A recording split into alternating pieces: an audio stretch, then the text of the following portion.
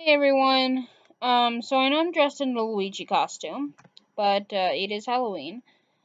But I'm not here to talk about Luigi.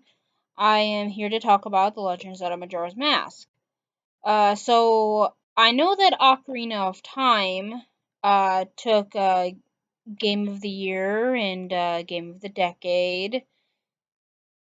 Um, and it is a real work of art uh to most people, and it is still holding up to other games years later, and it is still defining uh, what other people uh, think of as art.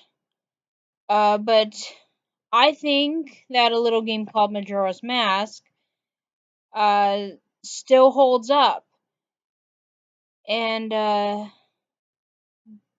is actually true, seeing as how the fans actually called for a 3DS remake and got it released for the Nintendo 3DS. Completely remastered. And even though they tried to make the game easier, they actually made the game a little bit harder. But I think this game is a true work of art. I'm not talking about the 3DS remake because I really don't like the 3DS remake.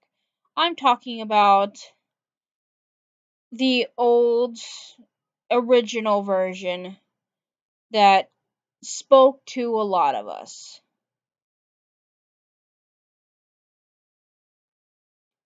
This game came out on the Nintendo 64 so many years ago,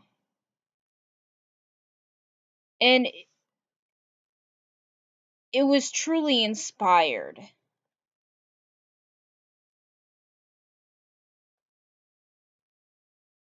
They took only a year to make it. The team was tasked to only take a year to make it, and with what they had to work with, they really did a good job on it. The 3DS remake, they were also tasked with a year to make it in, and they did a really good job on that too. Still, I would have to go with the N64 version over the 3DS version any day.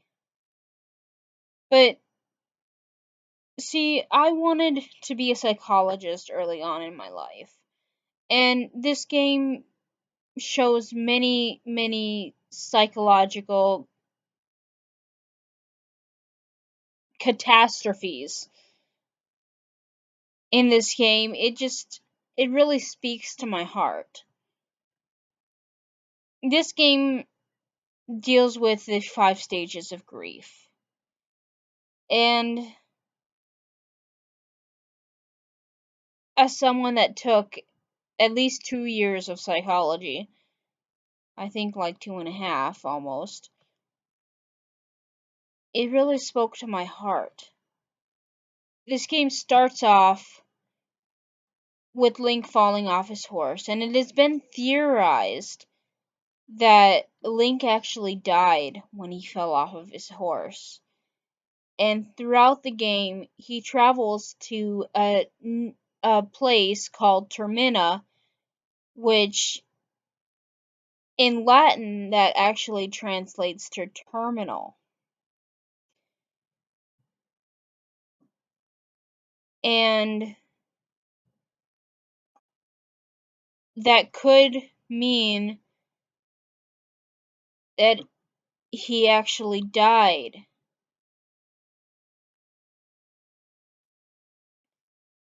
And the places that he goes to in Termina are just places that he moves on to when he goes through his 5 stages of grief until he finally accepts his death. The first stage, he goes to Clock Town, and that is a stage that is full of denial. In Clock Town, you can fully see the moon that has grown much larger and is heading right toward Clocktown, as if it's going to crash into it, which it eventually does. Most of the citizens of Clocktown have left and fled to other places, but the people that have stayed are in a huge denial about Clocktown and the moon. It's as if they don't even see the moon. They just see as if it's grown bigger. So that is the denial that they see. The next stage that we see is anger. Link then goes into a swamp where he meets the Deku King. And the Deku King is very, very angry. He believes that a monkey has taken his princess away into a tower, and he wants to get her back, but he doesn't know where she is. And he basically puts the monkey over a pot and tries to kill the monkey. So Link has to save the princess in order to save the monkey. Well, Link saves the princess, and the Deku King is not angry anymore. So Link can finally get over his anger by getting over the king's anger. Then we have the bargaining phase. Link goes into a mountain, a huge icy mountain, where he meets the Goron. The Goron is trying to bargain for his life. He is dead, and he wants to get back his life to stop the blizzard from destroying his Goron tribe. But instead, he gives his life to Link in order to have Link stop the blizzard. Link stops the blizzard, spring comes, and everything is saved. Therefore, the Goron can rest in peace. So, Link can move on to the next phase, and Link can go on off the map. Now, the next step we had was a little bit harder to get through. The next step we had was depression. Link goes towards the ocean, where he meets a Zora that has lost her eggs. She was very, very depressed. So Link had to battle some pirates and basically sneak around their base and save the eggs and get the eggs back to the Zora. Once the eggs were back to the Zora, then the Zora was able to find her voice again, because the Zora was so depressed that she could not speak.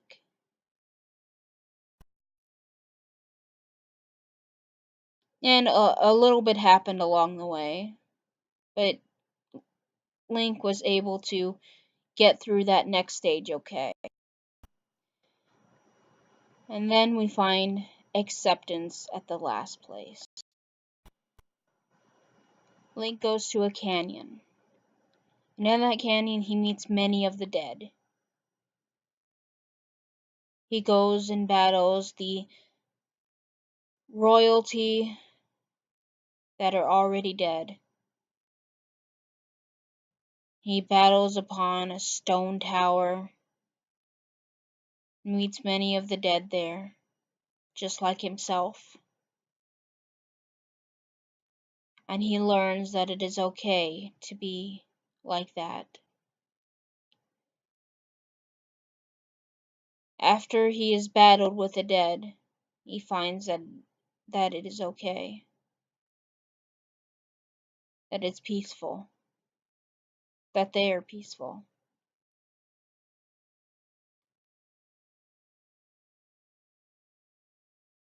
but he still has to save Termina from the moon falling.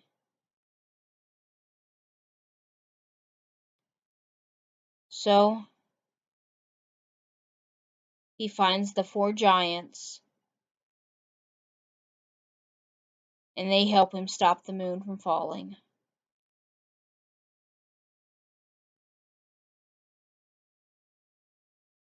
And he saves Termina.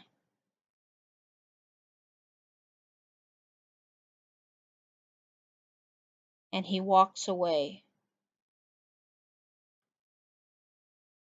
towards the light.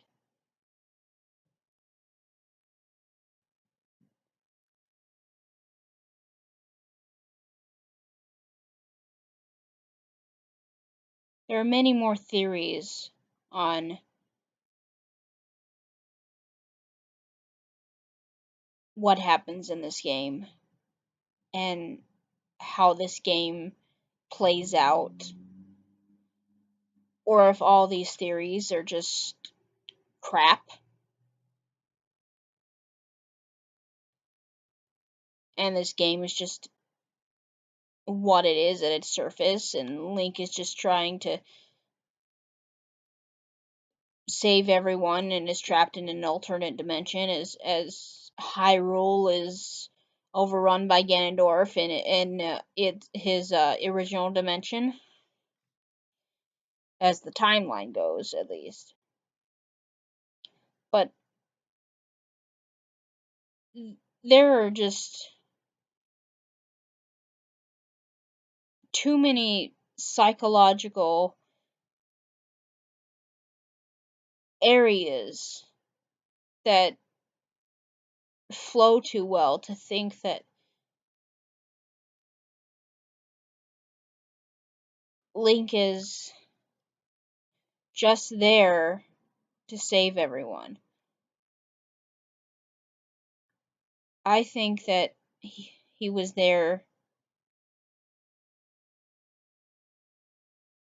because his own mind created everything to deal with his own grief.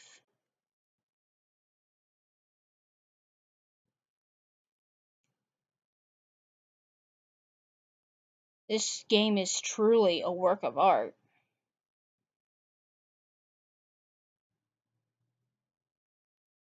No other game had such an emotional impact on me. And every time that I have a grievance or a problem that cannot be sorted out very easily, I turn to this game, and it actually does help me.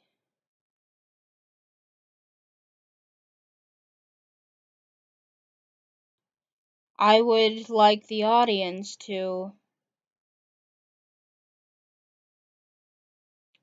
try this game out and see if this game doesn't help you with your grievances. Or maybe just for fun.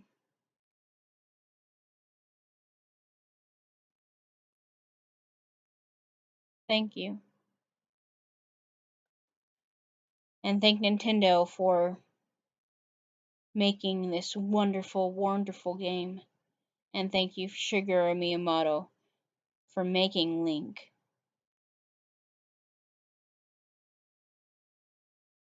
Thank you for listening.